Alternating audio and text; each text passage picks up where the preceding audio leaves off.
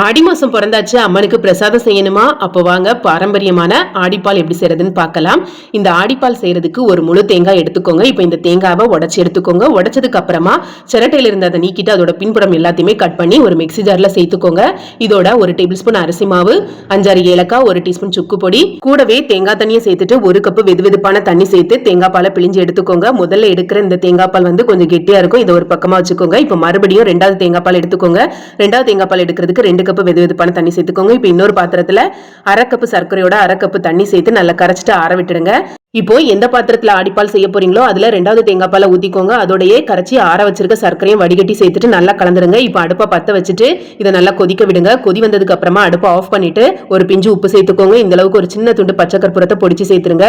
இப்போ 2வது தேங்காய் பாலையும் சேர்த்துட்டு நல்லா கலந்துட்டு இப்போ மறுபடியும் அடுப்பை பத்த வச்சுட்டு 1 நிமிஷம் மட்டும் இதை சூடு பண்ணிக்கோங்க. கொதிக்க விட வேண்டாம். 1 நிமிஷத்துக்கு அப்புறமா அடுப்பை ஆஃப் பண்ணிடுங்க. இப்போ ஒரு தடுக்கா பேனை அடுப்புல எடுத்து வச்சுட்டு அதுல 1 டேபிள் ஸ்பூன் நெய் சேர்த்துக்கோங்க. நெய் உருகுனதும் 10 போல முந்திரி பருப்பு உடைச்சு சேர்த்துருங்க. 10 கிஸ்மிஸ் பழத்தையும் சேர்த்துட்டு செவக்க வறுத்துட்டு ரெடி பண்ணி வச்சிருக்க ஆடிப்பாலோட சேர்த்துட்டு நல்லா கலந்துடுங்க. அவ்வளவுதாங்க, ரொம்ப சிம்பிளா குயிக்கா ஆடிப்பால் ரெடி ஆயிடுச்சு. ரொம்பவே சுவையா இருக்கும். கண்டிப்பா வீட்டுல ட்ரை பண்ணி பாருங்க. அப்புறம் என்ன செய்யுங்க, சுவைங்க ருசிங்க. ரெசிபி பிடிச்சிருந்தா நம்மளோட தக்ஷண கிச்சனை சப்ஸ்கிரைப்